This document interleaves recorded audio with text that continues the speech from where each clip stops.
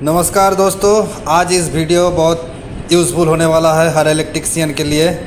जो इंडस्ट्रियल में हम लोग इलेक्ट्रिकल का जो इक्विपमेंट हर रोज़ व्यवहार होता है उसी का वीडियो हम आज दिखाएंगे। तो पहले दिखाएंगे ये क्लैंप मीटर है, कोई टोंग टेस्टर भी बोलता है। तो एक क्लैंप मीटर को हम लोग कैसे यूज़ करते हैं वो दिखाएंगे। अभी ऑफ कंडीशन में है, ये 1000 एम्पियर तक मेज़र कर सकता है अभी, और एक 200 एम्पियर तक मेज़र करता है। जैसे जितना लोड हमको एम्पियर चाहिए उतना एम्पियर तक हम सेटिंग करके इसका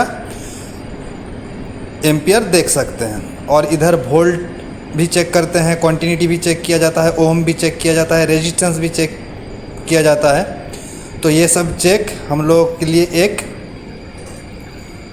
पॉइंट की ज़रूरत होता है जो कि इसका नीचे दिया हुआ है। मल्टीमीटर में जैसे होता है उसी तरह से एक कॉमन होता है, एक वोल्ट के लिए होता है। ये सब हम लोग एक क्लैंप मीटर से भी चेक कर सकते हैं। अब आते हैं ये टेम्परेचर थर्मोमीटर में। ये देखिए, अभी इसका टेम्परेचर शो हो गया 29.8 डिग्री सेल्सियस है। अभी अगर टेम्परेचर हम ऊपर पंखा की तरफ लगाएंगे, क्योंकि ये रनिंग कंडीशन में है तो इसका हीट थोड़ा ज़्यादा रहेगा। तो देखिए 44, 43 ऐसा कुछ टेम्परेचर आ रहा है। ये लोग हम रनिंग मोटर का टेम्परेचर देखने के लिए करते हैं। ये इंफ्रारेड थर्मोमीटर भी इसको कहा जाता है, एक सेंसर लगा रहता है। और अभी आते हैं सबसे यूज़ होने वाले जो डिवाइस हम लोगों का है वो है मल्टीमीटर। ऐसा कोई चीज़ नहीं है जो मल्टीमीटर से हम लोग मेज़र नहीं कर सकते। सिर्फ ये कॉमन हो गया मिली एम्प्स, 200 एम्पियर मैक्सिमम। अब इसको हम लोगों को ज़्यादा कहाँ पे ज़रूरत पड़ता है, जैसे ये पावर ऑन होगा, होल्ड में है, होल्ड को पहले हटा देते हैं। तो हम लोगों का ये टेम्परेचर में प्रॉब्लम काम आता है। ये क्वांटिटी, पहले हम इसको क्वांटिटी देख लेते हैं। किसी चीज़ का अगर क्वांटिटी देखना है, क्वांटिटी इसको अगर सटाएंगे, दोनों को आपस में एक साथ अगर जोड़ेंगे तो इसका क्वांटिटी आ जाएगा। मान लीजिए कोई फ्यूज़ अगर कटा हुआ है तो क्वांटिटी इसमें नहीं आएगा। कहीं पे अगर ब्रेक हो गया तो इसका क्वांटिटी नहीं आएगा। अब इससे रेजिस्टेंस चेक होता है 200 में, फिर 20 के, 200 के, 2000 के, इतना तक इसको मेज़र कर सकते हैं। अब अगर टेम्परेचर का मिली एम्प्स, मिली वोल्ट में अगर हम लोगों को मेज़र करना है तो 200 मिली वोल्ट तक हम लोग इसको मेज़र कर सकते हैं। फिर 750 एसी वोल्ट हम लोग मेज़र कर सकते हैं। ये जो ब्लू वाला है ये 750 एसी वोल्ट है। फिर इसमें आ जाएगा आपका, अगर कैपेसिटर फ्रीक्वेंसी भी आ जाएगा। कैपेसिटर अगर चेक करना है, ये सब मतलब चेक किया जाता है। उतना काम नहीं आता हम लोगों का, सिर्फ बस टेम्परेचर रहता है और क्वांटिटी। ये है हम लोगों का मेगर आप लोग जानते ही होंगे, अगर मोटर के साथ जुड़े हुए, किसी इंडस्ट्रियल के साथ जुड़े। इसका काम है, ये ओहम में आता है, इसका यूनिट ओहम में आता है।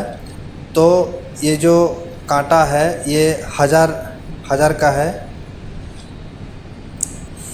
ये इसको घुमाना पड़ता है। ये इसको घुमाने से करंट फ्लो करता है, और ये इधर जो पॉजिटिव और नेगेटिव है इसको किसी कॉइल पे देना है। तो ये अगर इस साइड में रहेगा तो ठीक है, अगर ज़ीरो आ जाएगा तो इन्फिनिटी, क्वांटिटी अगर आ जाएगा तो क्वांटिटी और इन्फिनिटी। ये हो गया इसका काम। अब आ रहे हैं हम लोगों का करंट मेज़रिंग जो सिटी है, करंट ट्रांसफार्मर जो है जिससे हम लोग मेज़र करते हैं। तो देखिए इसका रेशियो अलग अलग होता है। जैसे इसका रेशियो है 100/5 एम्पियर। तो 100/5 है, तब 10 मीटर से अगर कम में हम लोगों का अगर लगा रहेगा करंट ट्रांसफार्मर जो डिस्प्ले लगा रहेगा, अगर 10 मीटर से कम लगा रहेगा तो 5 हम यूज़ कर सकते हैं, और ताकि एक, इसका बारे में हम अलग वीडियो बनाएंगे। ये हो गया MCCB और मोल्डेड सर्किट ब्रेकर। ये 3 पोल का है। ये पावर को ब्रेक करने के लिए SFU की तरह स्विच फ्यूज़ यूनिट की तरह ही काम करता है, लेकिन इसमें फ्यूज़ लगा नहीं रहता, इसमें ट्रिप रहता है। जैसे ये ऑन हो गया, और अगर वोल्टेज हाई वोल्टेज में अगर ये ख़राब हो गया तो ट्रिप। ये हो गया MPCB, motor protection circuit breaker इसे कहते हैं। इसका अलग अलग रेंज होता है। ये 3 पोल का है। जैसे ये 17 से 23 एम्पियर जो आप दिख रहे हैं यहाँ पे, इसको सेट कर सकते हैं। 17 से 23 जितना मोटर का रेंज रहेगा और फुल लोड रहेगा उस हिसाब से सेट कर सकते हैं। ये अलग अलग टाइप में आता है, अलग अलग रेंज में आता है। ये अगर ट्रिप करेगा तो इसको भी रीसेट करने का सुविधा है। फिर आते हैं ओवरलोड रिले। एक स्टार्टर में जो थर्मल ओवरलोड रिले लगा रहता है, जिसको मोटर प्रोटेक्शन देता है। ओवरलोड में अगर ट्रिप कर जाता है तो वो ये है थर्मल ओवरलोड रिले। ये हो गया रीसेट वाला ऑप्शन या ऑफ, और जो ग्रीन वाला है वो ऑन मैनुअली।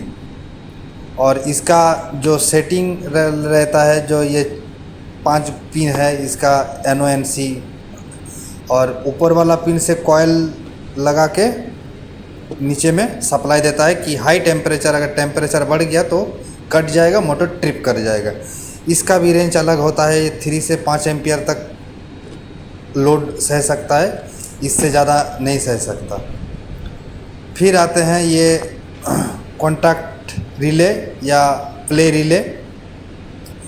ये भी NONC की तरह काम करता है। इसका भी एक कॉइल लगा रहता है। ये 11 पिन का है।